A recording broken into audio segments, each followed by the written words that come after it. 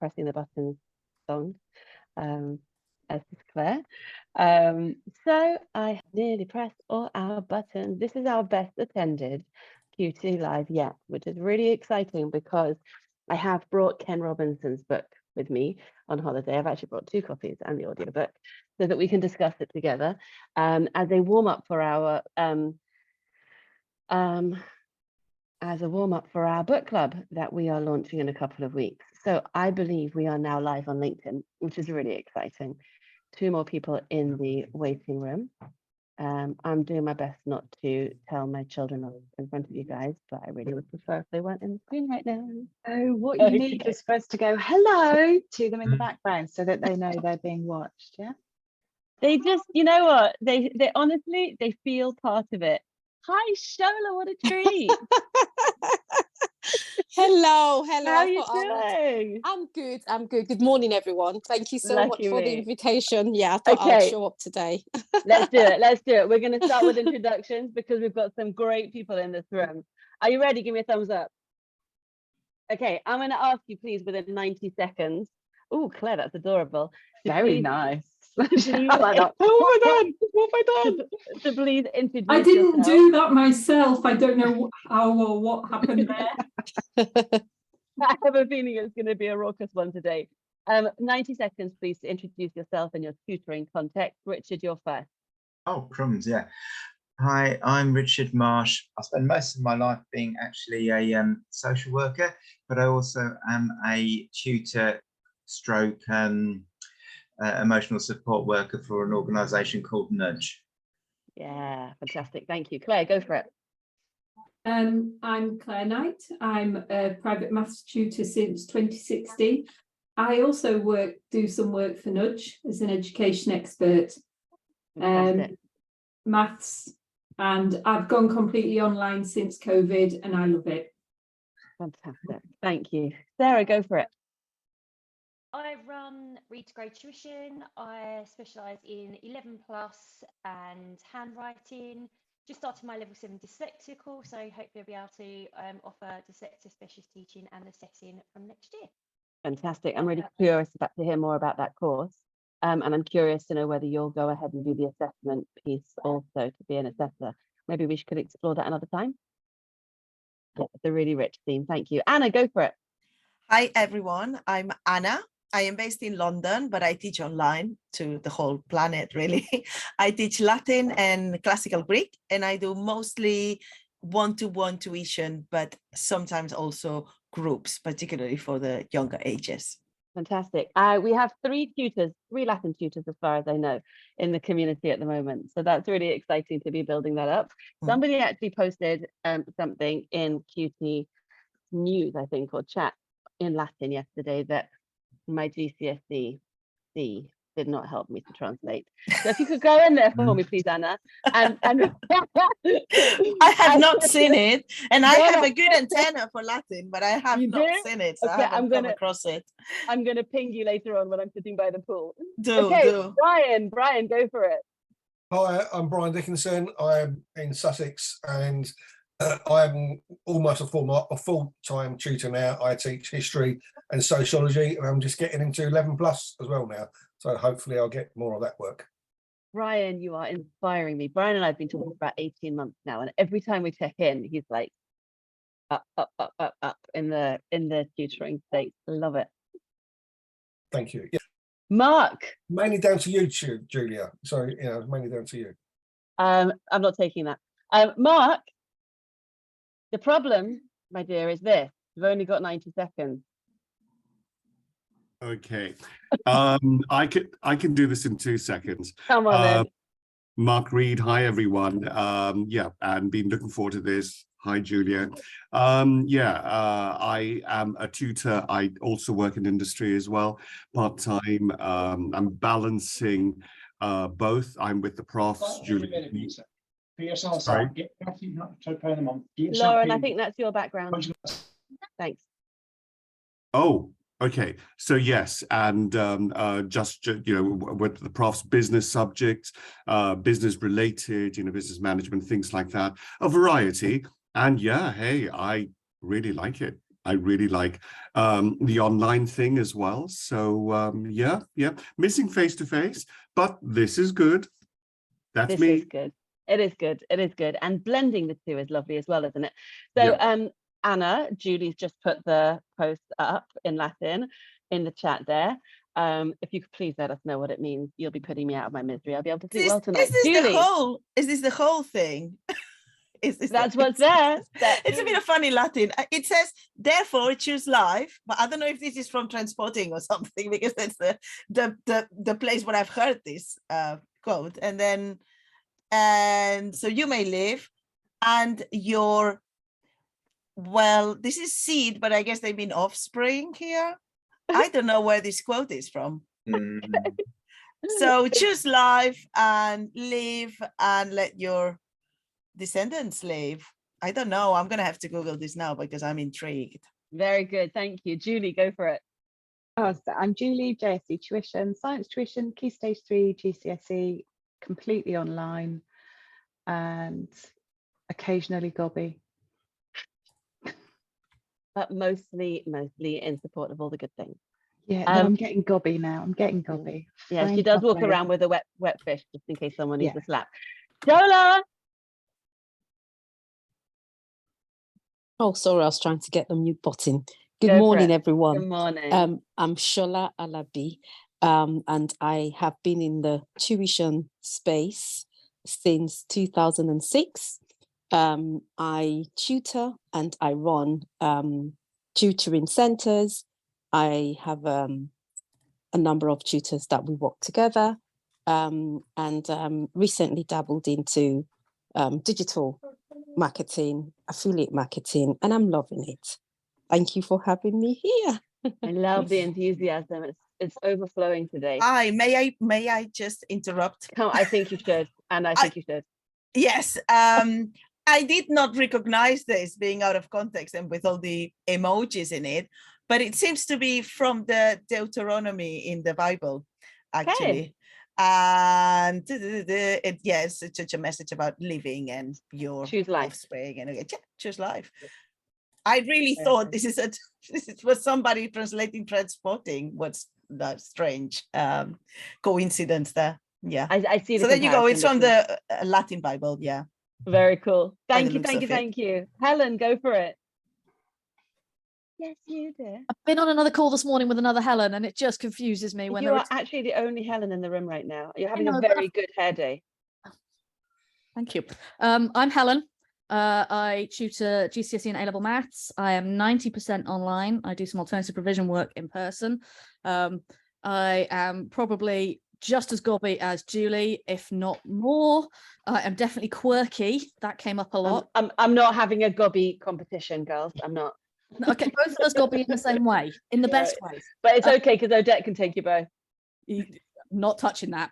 Not touching that. I've been part of QT since very, very early on. You'll find me in most QT circles. You'll find me on LinkedIn. I'm also teaching. I'm also speaking at the tutoring conference at the end of October. If you actually want to come and meet me in person and see that I have legs.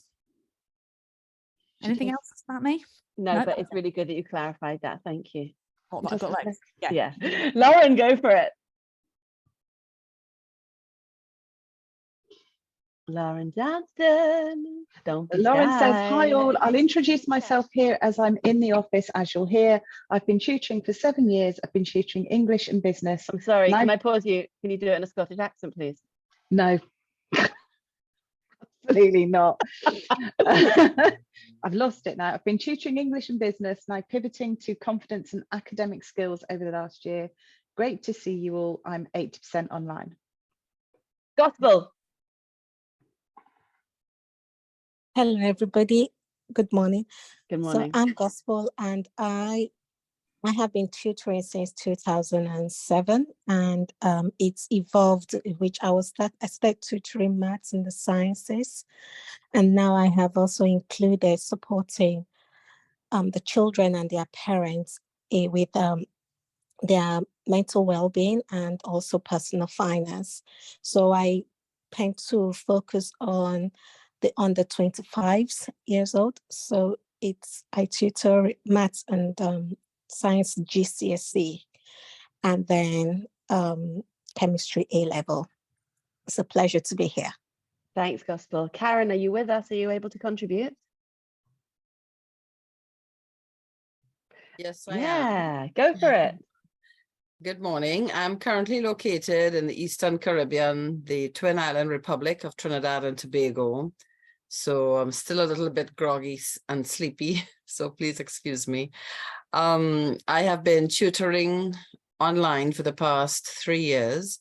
I teach English to speakers of other languages. I have been on Preply and italki for 3 years and just started transitioning to becoming completely independent. And prior to tutoring online, I have had and still have, but to a very, very small degree. I have been a medical massage therapist for 23 years in private practice, and along came COVID and destroyed my career. And upon the urging of a friend in Bursa in Turkey, he suggested that I start teaching English online. So I have currently 6 certifications, 6 TESOL certifications, one of which is OFQUAL, which is supposed to be the best in the world. Thank God for that. It has helped to keep me gainfully employed and off the streets, so to speak. So it's been 3 years ongoing, love it with a passion, love teaching English to speakers of other languages. It's very rewarding. However, the teaching platforms don't pay very well, as most people probably know. And so hence the reason that I am partially independent and will be completely independent and looking to start to teach groups as well. Thank you, Karen. Possibly from next year. Thank you, Karen. I really look forward to seeing how you grow and develop over the next years. It looks like you're in a real growth moment. Tasmia, you just joined the room and we've just done introductions. If you are able to unmute and introduce yourself, we would love that. And then we will start our conversation. Tasmia, are you available? Okay. Tasmia generally joins halfway through the session, so I guess she's running early today. So my lovely friends, let me tell you how I run QT conversations for those of us who are new to this. These are the bravest sessions I could run because they're open. There's no content prepared for these sessions. These are general open forum discussions. I like to bring whatever's on my mind at the moment. Currently, that's this book here, Ken Robinson's Imagine If. Thinking about the future of education, what it should be looking like. I'm also very focused on supporting mental health and well-being at the moment because we're preparing for Mental Health Awareness Day, which is next Tuesday, October 10th. We'll be running an event with Jacqueline McGill from Pursuit of Wisdom. It's free for you to attend. The morning session next Tuesday will be Overwhelm First Aid. Hands up if you think that sounds useful. Yeah. And then the afternoon, which is so glorious, is focusing on mindset for children. Now, what's lovely about Pursuit of Wisdom is that they've written their own children's books, and all of their coaching content comes through those children's books. So she actually sent me the whole set, and my little Sarah and I went through all the books last weekend and loved it. So I'm really looking forward to sharing that with you. So those are the things that are on my mind at the moment. Before I dive into this book and give you some quotes and ask your thoughts, I'd love to ask you to just drop in the chat what themes are in your mind at the moment so that we can see if we can sort of pull things together, tie some ideas together, really hit the spot. So in terms of your tutoring, please write in the chat for me, what's on your mind? Connection with others, Helen, that just defines you basically, dear. And I know that you mentioned before that you wanted to talk about taking on other tutors, whether, how, and when, right? So there's a lot to talk about there as well. What else is popping up in the chat, please? Mark, I can see that you're putting something in there. Brian, I can see that you're writing something down as well. What's on your mind? Offering parent workshops. That's interesting. So Sarah also just started talking to parents, and I really feel that that holistic approach of not just the whole child, but actually the whole family definitely seems to be a direction that we should be exploring. Shola's looking into secondary schools applications, which makes sense right now, doesn't it? That's the time of year. Are you supporting families with secondary school applications, Zola? Okay, awesome. Yes. Supporting Yes, yeah. ADHD, being ADHD Awareness Month. So Helen's been dropping some fantastic videos in the community, which I really, really appreciate, because there are so many good explainer videos from the different points of view of neurodiversity. And I think that it's a really rich theme to explore. Brian wants to connect to other tutors too. It can be lonely tutoring online. I can attest to that also. Lauren, students have mock exams, prelims in a month, and so she's stressed and anxious. No, the students are stressed and anxious. Lauren doesn't get stressed and anxious. Lauren puts a smile on her face, cheers them all up. Anna, creating learning materials. Are those learning materials that will enable you to build passive income, or is it learning materials to support your own students and your own tutoring? They are actually both. So I find myself creating plenty of materials for my students. And I find that eventually once they've been used a few times and I know that they're very good, I can start monetizing them as well. Yeah. So it's both of them. I am now putting my materials in an accessible format for people who are not my students, so that they can have a taste of what I do in my classes if they cannot commit to the one-to-one. That's really interesting. I know that Claire's developing something similar for maths, and it's really interesting to think about building something out, testing it with your students, and then rolling it out to a wider market. Karen, you said about growing your independent teaching business online, and I know that there'll be a lot of support for you in that. You must come to Wednesdays, where Georgina talks about building tutoring businesses. Gospel, concerns for parents and their financial situation affecting their mental health. So there's 3 themes in there that we speak to in Qualified Tutor: parents, financial situation, and the practical elements of maths, of academics, and mental health. I think that's a really, really powerful statement. So how you're supporting the student and therefore the parent. Are you talking about charging parents? Gospel, give us some more there.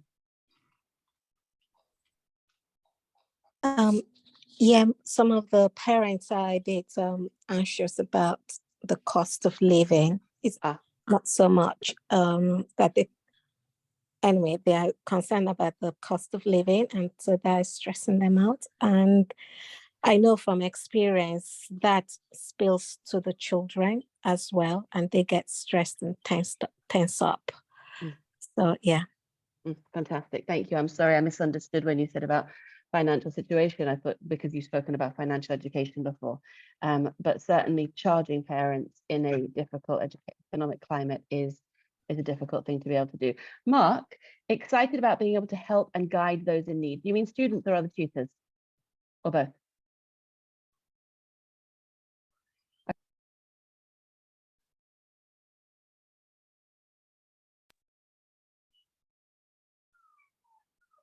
Mark, I'm waiting to hear from you.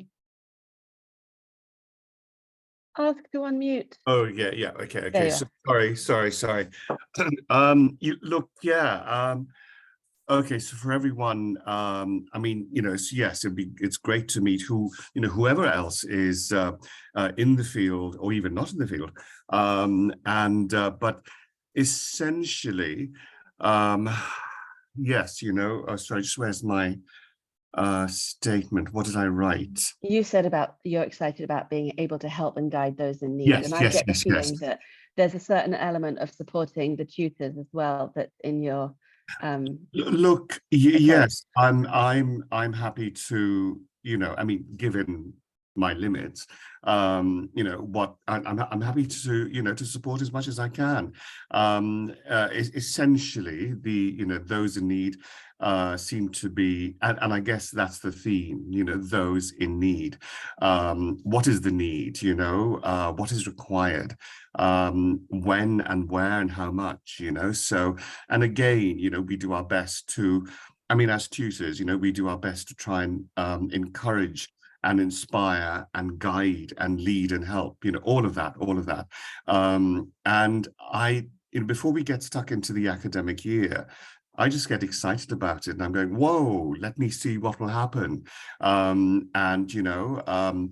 kind of revise everything that I've learned. And I think, okay, well, what else do I need to bring in, to new situations? Mm-hmm.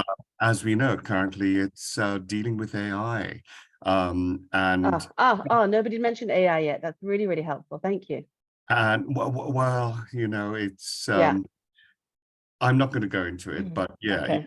there are issues, serious issues. I am, where I know where it's occurred, then I know what I try and look at what can be helped with. But there have been, 2 complete rejections from, universities because of that. And I think, and I mean, again, I'm excited to be a part of contributing to how we deal with this, and the role of the tutor, and helping education. That's what we do. That's right. Or education helps us, or we Let help me education. let me pause you there, Mark, if you don't mind. Thank you, because Of helping course. education is exactly where I want to go next. But I do No just problem. want to pull on Richard Marsh's statement in the chat there, which is the reluctant student. Oh, right. Okay. Nearly all my students are reluctant students, because that's why I'm asked to go in. And it's that difference in expectation of the person commissioning and the student's expectation is so hard to handle, when part of your job is to sort of support whatever situation the child's in. And so it is that they don't marry up properly, the expectations. Very good. Okay. So I've been focusing a lot on that tension between what's expected of us in school and what we're able to deliver as adults and children. I see it in my own children, I see it in the members of this community, and I've seen it in my own life. And I think that that's a really interesting tension, and it looks to all of us like it's breaking right now. I would say that recruitment and retention of teachers on the one hand, and attendance of schools, pupil attendance on the other hand, is at the all-time low. And I would love to hear what your thoughts are on how we could reimagine school, how we should be reimagining education to be more fit for purpose. And isn't it telling that we have tutors of Latin, business studies, 11+, math, functional skills, alternative provision, financial well-being, English language, all coming together with this curiosity, enthusiasm, and passion. My kids laugh at me at how passionate I am, because I just feel like this is the moment. This is the moment where we can start redefining, and because it's cracking. So Claire, please tell us your thoughts. Yeah, it's the what if thing that you were mentioning there. I have a friend who is a head of biology in a private secondary school, and she's been doing a PhD in theory of teaching and all that sort of thing. And she got this fantastic opportunity in the summer to go to Estonia, which is supposed to be, I'm not sure whether it's the top, but in the top 3 in the world, which sounds really random, but they have no exam structure whatsoever, and everything is pupil led. And actually teaching is, she was saying, is not seen as a great profession to get into in the sense of a career choice. But she was saying the children decide what they're going to learn. And it sounds like it wouldn't work. But because they choose what they're going to learn, whether it's doing theatre, doing maths or whatever, they have enthusiasm. And she said while she was there, they were secondary school, 14, 16-year-olds. They put on a stage production and the teachers did nothing. She said they wrote scripts, they did filming of it, they did the lighting, the stage performance. She said, but in this country, you'd have a teacher doing all the organising, the planning and everything, but they formed their own committee and did the lot. And I just thought that really interesting. We are so like exam driven, and they're meant to have one of the best education systems in the world, and they don't have exams. Yeah. I don't know that they don't have any exams, but she said it's just not an exam driven system. Fantastic. And that's really the point, isn't it? It's what's driving the system as opposed to what the other ingredients are. So assessment could be an ingredient without defining it. Helen, go ahead, and then we'll go to Sarah.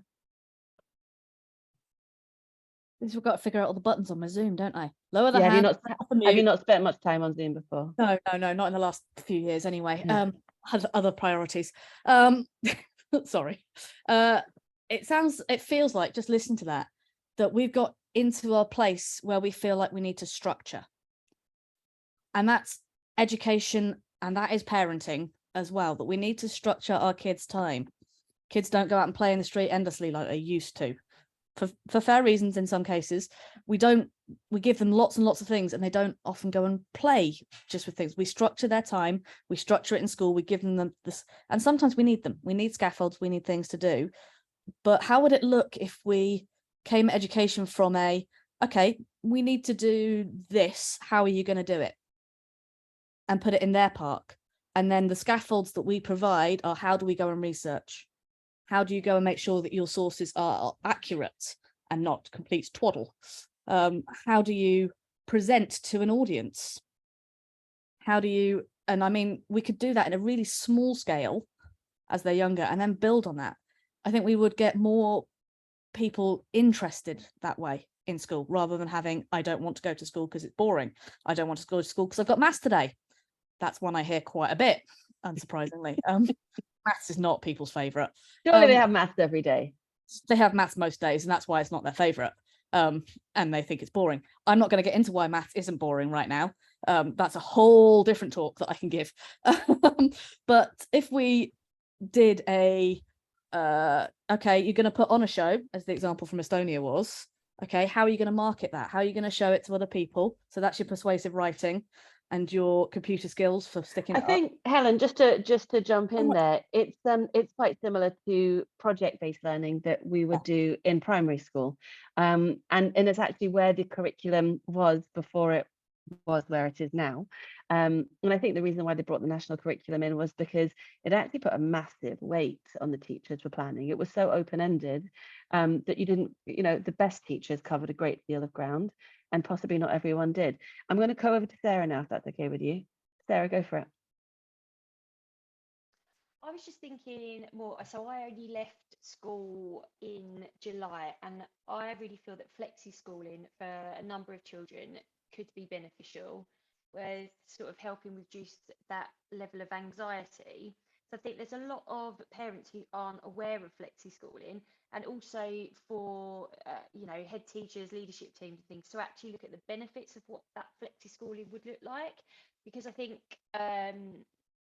when we first spoke to some of our teachers about it, they were just very much like, well, they can't just choose as and when they can come, but it's them understanding it's very structured. They come to school on certain days, they have that flexibility of being home as well. So I think that's something that perhaps needs to be spoken about a little bit more, to try and reduce those anxieties. Flexi schooling is actually a new concept for me. I've only come across it recently because I've got a friend who's a homeschooler, and she is struggling to get her child into school on a flexi school basis because he needs some of it and he doesn't need all of it. And sometimes she takes him to, goes camping for a week with him, and there's plenty of learning in there as well. But the rigidity is what she's really railing against. Have you seen schools willing to take on homeschoolers for a flexi school format? We wouldn't have, no, so that how it was working with our school and a number of other schools within the kind of cluster really was that if a parent wanted that, kind of felt that they needed some time at home and some time in school, we did have it, the timetable in itself wasn't flexible in the sense that what days they were going to come in school, so they couldn't pick and choose throughout the week or take a whole week off. It would be, okay, they're maybe in school Monday, Tuesday, Wednesday, or Monday, Wednesday, Friday, to give them some of that downtime. Usually children with a specific educational need that would need one of mine is on Yeah, one of mine is on a differentiated timetable at the moment, exactly as described. So he goes in at 11 every day. He misses half the curriculum, but at least he knows what to expect of himself, and there's a success criteria that he can cope with.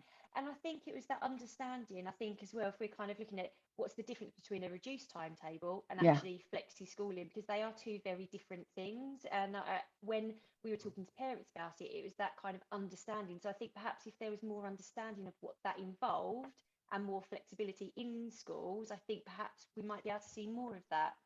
Yeah, I think that's a really, really interesting idea. And of course, blending with online as well. Julie, go ahead. This is all reminding me of an article I read when I was training. So we're going back nearly 10 years ago. And when I spoke about it during my training and then tried to find the article again, I couldn't. So we're going from memory of an article I read a long time ago. Right, I'm just going to stick that in there first. There was somewhere abroad that had a really flexible school, and the article was setting them up as like, this is the way forward, this is what's going to happen. So students were given information on what they needed to learn, and they would do a large amount of that learning at home, and they'd have assignments to do, and they'd submit their assignments. And then instead of kind of like our feedback within school, it's like, okay, this is your dirt task. They then were given Sorry. Just to clarify, dirt is directed improvement and reflection time.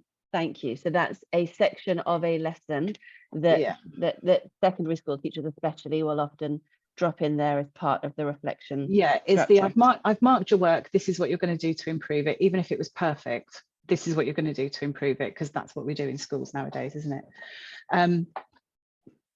So yeah, they had their kind of feedback on what they needed to do, but instead of having this really prescribed thing, there were options within the school timetable where this is going to be addressed at 11 o'clock on Monday, 2 o'clock on Tuesday, or I don't know, 9 o'clock on Wednesday. And the students went to the lessons that they felt they needed the help with.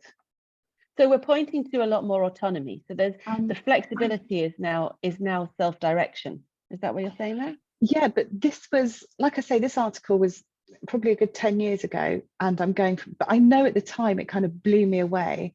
It's like the timetabling of that must be massive, and there has to be a lot of structure behind the scenes that the students aren't seeing.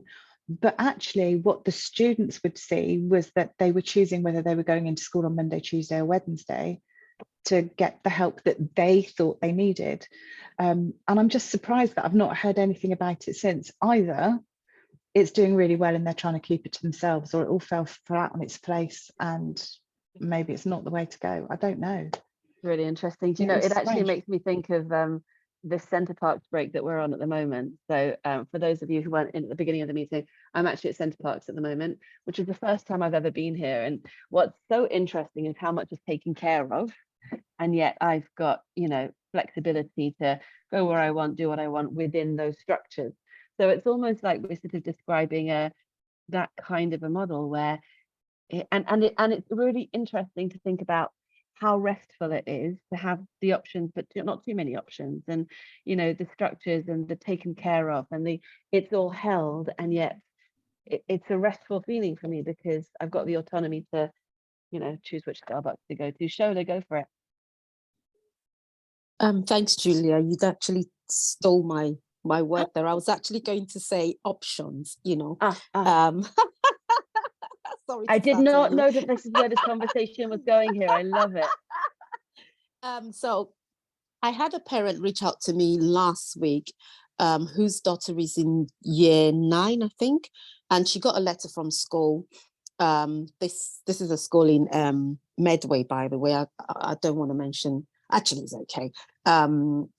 It's Fort Pete, one of the grammar schools, and she got a letter asking or sharing some of the options that they have available for every student. I think it's something new, moving from year 9 to year 10. So I think it's year 8. Sorry, I think it's year 8 going to year 9. So the options that are available from either just following through in the school or going to another setting. I can't remember exactly what the word is. I was trying to look for the email that she sent to me, but I can't find it. So giving parents that option, not too many options, but options that would best suit their children rather than being rigid, might be something that can help. But another thought flowing through my mind is also, how is this managed, or how would this be managed? So I know that there's definitely a need for a change, but how could we move this forward? It's interesting. The word rigidity is really interesting. The flexible on the one hand and the rigidity on the other, and getting, one of my kids is finding it overwhelming here, having too many options. So getting that balance right and building structures that each child can cope with, and then the logistics of it. I mean, are we all pointing? You see, what's funny is that when I write a LinkedIn post about this conversation afterwards, the theme that I will pull on is tutors arguing for flexibility. It's the definition of tutoring.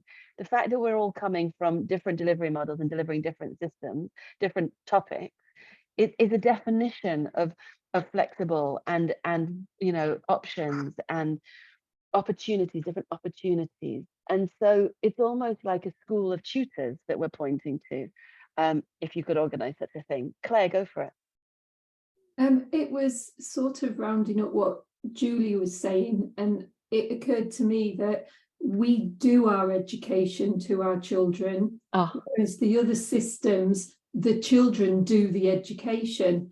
And that also links in with tutoring, because I think a lot of our tutoring contracts are with people or students that want to do it. Okay, sometimes it might be more parent-led, but I think the vast majority of my students come from students that are struggling themselves, and they've gone to their parents and said, I'm struggling, or they're upset, and this is the solution they come up with. So that again is them doing the education rather than it being done to them.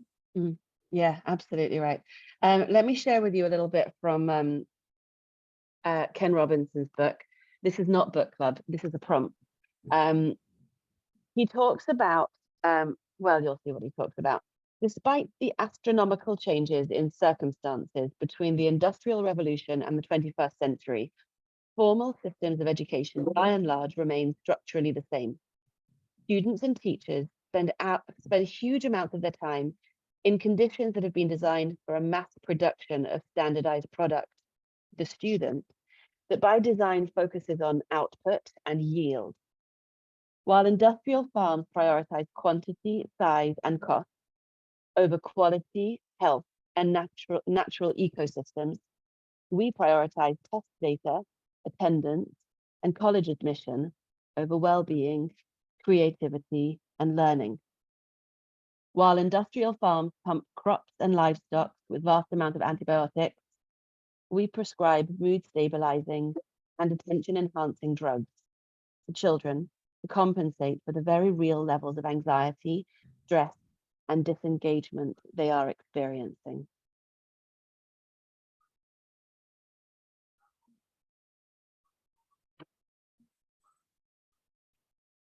What are your thoughts? Well, now I don't want to go to school. Now I feel like a farm. I think that the first flip that he brought there that I'd not seen before was that usually it's compared to industrial factories, but the comparison to industrial farming is, I think, much more interesting. And the idea of focusing on output and yield rather than on well-being and learning and growth is, I think, really, really profound. What are your thoughts? I'm thinking, how do we get parents and students to buy in after all this time? Yeah. The factory, the production line, that's the word I'm looking for, of education. You go in at 5-ish, 4, 5, somewhere around that, come out at 16, 17, 18 into the world of work, and the rest of the time you've got to turn up in uniform, tuck your shirt in, tuck your shirt in your skirt. Oh, that's going to be interesting. Or whatever. Sure, but you have to roll your skirt up as well. No, that's one of the things. Only when you're in that certain demographic you roll your skirt up. When you're in the younger demographic, you're lucky if you're wearing a skirt over your trousers. Yeah, and you have to pull your socks up. Oh yeah, don't. That's an interesting dress choice this morning. So I'm kind of. How do we get the parents to buy in is the question. Parents to buy into this. So Sarah, Shola, you talk to parents all the time. How do parents understand? You know, I ran a think tank recently of parents, and I started by telling them that school was broken, and they all wanted to go home because they didn't want to hear it. Go on, Sarah. I guess. Oh, sorry, you go, Shola. Oh, okay. I mean, what I think a lot of parents are thinking is, what are the alternatives? What are the options? So a lot of, well, some of the parents I speak to on a regular basis are thinking, so how do we move forward? I mean, I feel we're all in the same situation or the same boats, thinking, okay, what are the alternatives? What are the options? How do we move forward from here? So yeah, I guess there will be a lot of parents who would be worried to buy in because they're thinking, what's going to happen? I mean, the children are at the forefront of their minds. But there are some parents who would say, yes, let's go for it. You know, we definitely need this change. We can see it. We are ready to jump in. That's right. As well. That's right. I think it's interesting. You know, this is a really abstract conversation, right? It's the theory of things, and it's a group of people who have been in education for decades. It's very, very difficult when you're on the sharp end of making sure, firstly, that your child is where they're supposed to be, and secondly, that you're setting them up with all the opportunities that they need going forward. Sarah and then Brian, go for it. I think there will always be that core group of parents, you know, that you speak to, and they're very much, I just need my child to be able to. And I think if you are able to adjust your curriculum and your, you know, and your school to be able to allow them to go into education in that way, if you've got a flexible, and at the end of the day, it comes from the top. If the head teacher that your child goes to is, you know, has a good SEN background, knowledge, and is flexible, then you will get more of your children into school. So I think you're always going to have those parents that are very much, when you talk to them, if you can just do this, we're happy for them to come in. And then you're going to have those parents who are institutionalized, like many of us are, that you go to school for 8:30, you leave at 3:30, and that's how school works. And they've got to go to work. They just need them to be in school. So you've got that whole kind of, it's not just about them going into school for education for parents. It's actually, I need my child to go to school because I have got to go and work. So you've got to be flexible at school. So it's such a, you open a massive can of worms, because what works for one family won't work for another family. So it's so difficult.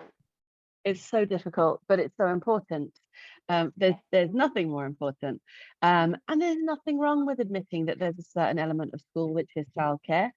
There can't possibly be, because it's part of how our systems are built. Brian, did you have your hand up? Where's Brian gone? Comes in as well, isn't it, with parents? You know, if everybody's flexible in their jobs, then that would make a better education system, because actually there's that flexibility, isn't there? Yeah, but again, you know, Helen joked that she has legs. It is important that we remember real life too. It's important that our children are socialized. It's important that they learn to act, you know, to participate in team activities, and that there's also schedules and routine and you know, predictability in their life structure. So like you said, the difference between a flexi school and a reduced timetable, just that sort of a structure that is built around personal needs. Brian, what's your thoughts? Yeah, I mean, it's that rigidity that kind of, I realised why I wasn't happy in education after nearly 28 years or so. So, you know, I had to teach year 9 history on a Monday morning at 9 o'clock, whether I was ready or not, or whether they were ready actually or not. And I think the fact that schools are so rigid, and you know, I went to school in the 70s and things haven't changed that much since the 70s, have they, really, to be perfectly honest? We still go to lessons on a certain time. And as you say, we do need some sort of a timetable and planning, and you know, we can't have a completely flexible timetable in a school of 1,000 students.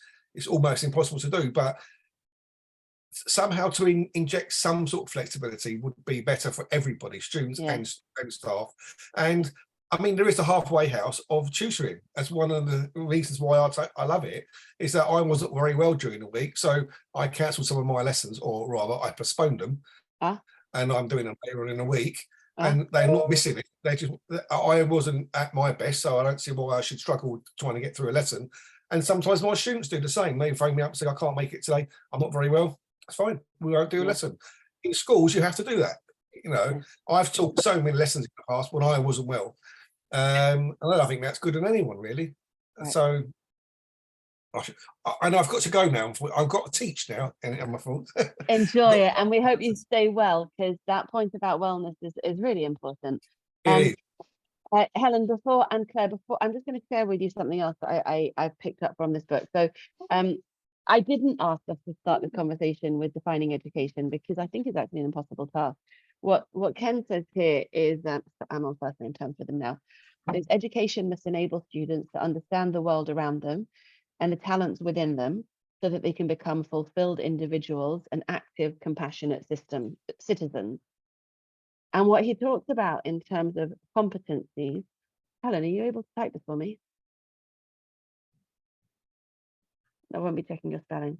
He talks about 8 core competencies that I absolutely love, and they are curiosity, creativity, criticism, communication, collaboration, compassion, composure, and citizenship.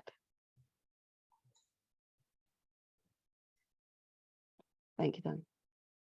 I think that's really, really interesting set of competencies. You know, if you think about what Helen said before about being able to speak on a stage, right? Being able to plan a production, all of those competencies, behaviors that may or may not show up in our curriculum, and are they supporting students to be more fit for the future of education? Claire, what are your thoughts?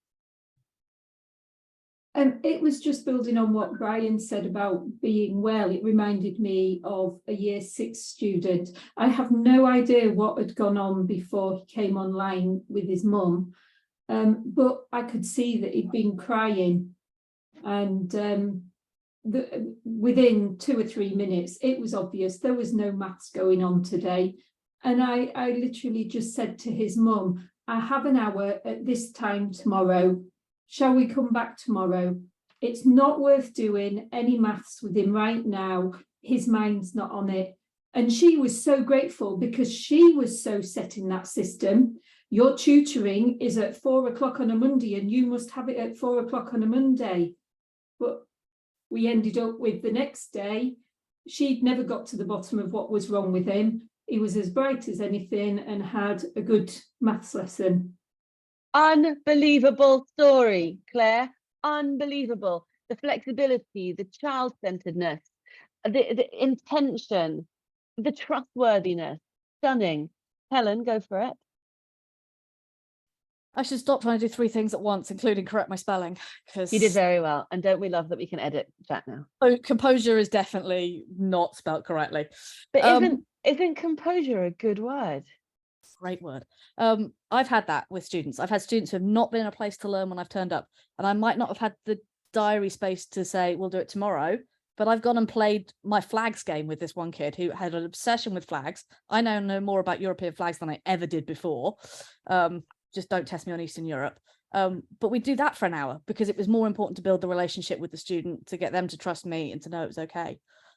But parents don't know any different. We said this a couple of weeks ago. Parents don't know that it's okay to pick a tutor that fits them. Parents don't know that they can pick a tutor that fits their timetable. Parents don't know these things because they have come through the same system that their kids are now going through, where you have to turn up, you've got no freedom of things. So I kind of went down, do we need a functional education to be able to put in those 8 dodgily spelled words that we've got there? Those 8 things. And I know, yes, it might require more planning, in which case we need more investment, we need more teachers, but we need that anyway. Support what we've got. we need kids to have a functional level of maths. Sorry, I know, but they need to be able to function in society. They need to know when the government are talking out their backsides when it comes to stats, or any other agency, to be fair. Stats are great for making up. They need to understand what they are being told. They need to understand these mathematical concepts. They need to budget. They need to mortgage. That all of those sort of things is all maths. So they need a functional level of maths. They probably don't need quadratic functions unless they're going down that route. So we need kids to have a functional level of maths. They need a functional level of literacy to be able to read and write and communicate. But we probably don't need to go into the depths that we do in our curriculum. Is our curriculum too bloated? Are we too rigid? Do we play around and say, here are the options for the maths, here are the options for the English, and you've got project work that you can fit in around that? And I don't know. So I think you've put so much together there. You've put so much together there. And of course, you know, the answer to how do we make this happen, or how do we reimagine education together, is through these conversations. It's the snowball that happens when each of us are engaging in all of these conversations. And I think Helen's so right when she says that parents, but also we, grew up in the system, and therefore we struggle to reimagine it. We really, really struggle to think out of this paradigm that is our existence and try to understand what it is that we should be doing differently. And the more that we can focus on the little people and their actual needs, the closer we'll get to that. But what it seems to me, and you guys have heard me say this more than once, the reason why I'm obsessed with this format of safe, skilled, and supported is because when we have those three things in place, they're like Maslow's hierarchy. When you have those three things in place, you have the space, the well-being to reimagine education. So when you feel like it's safe to ask a question or not contribute because you don't feel ready, that safe environment is so, so powerful in terms of feeling calm enough to take things to another level. When you feel skilled, you feel that you've got the expertise, the qualifications, and the context to take things to the next level, to show parents what it could be like, to show students what it could be like, to go and create your own online school because you're confident of the skills that you create, that you've developed over time. You know, I really believe that the solution to imposter syndrome is just to skill up. Just show yourself what you know and articulate what you know. And then that supportiveness gives us the infrastructure to push the boat forward together. Now, in this conversation, my takeaway is us understanding the importance of, what did you just say, Helen? I'm also watching this not watching it, I'm seeing the conversation in the LinkedIn as it streams to LinkedIn. Oh, you are so cool. So then tell me what it says before I follow up. A little bit of lag, but Jacqueline McGill is commenting as we go that she's loving the conversation, that saying that the education system isn't working and that we are trapped. Teachers and children are trapped in it, and the industrial farming idea is an interesting analogy. But she also says that we need to give everyone a permission slip to live the life they need. So I don't know if you've seen Dear Evan Hansen. I've been listening to the music at the moment, and the mum says on the first line, she says, does anybody have a roadmap? I don't know if you can tell, but I'm flying blind. And really that's because we were taught that there's a roadmap, but there's no roadmap. There's no roadmap right now. We need to teach our children that there's no roadmap, and we need to be brave about that. My closing thoughts for you, my lovely friends. Firstly, I love how full this room was today. It tells me that there's an appetite for these conversations, and that we're a bunch of professionals who are committed to pushing this boat forward together. And that's a thing of absolute joy. The second thing is how much strength it takes to ask a question and not answer it. How much power it takes to actually just hold the space for each other to find our own answers. So I don't think that the world needs more gurus. I don't think that the world needs more speakers standing on platforms telling you what they've learned. And I think that the world needs more community. I think that the world needs more quirkiness. I think that the world needs us to hold space for each other to do our own thinking and find our own solutions. I think that Sarah's solutions are different to Richard's solutions. I think that there are more than one right answer. We grew up thinking that the answers are all binary, black and white, easier to do that. But if I've learned one thing today, it's that there's an appetite for variety. And that if we can hold our minds open and help our children to stay open to the discomfort of no answer and actually look for variety, we'll find a model of education that is more flexible, more well-suited, and less industrialized. So that, my friends, is what we've discussed in QT Conversations today. I do hope you'll come back next Thursday. Thank you so much for your time. Thank you, awesome LinkedIn people. I'm going to start pressing some stop buttons now. Thank you for joining us. Bye. Thanks, Richard. Thanks, Claire. Thank you. Thanks, Sarah. Thanks, everyone. Anna. Thanks, Helen. Thanks, Julie. Thanks, Gustal.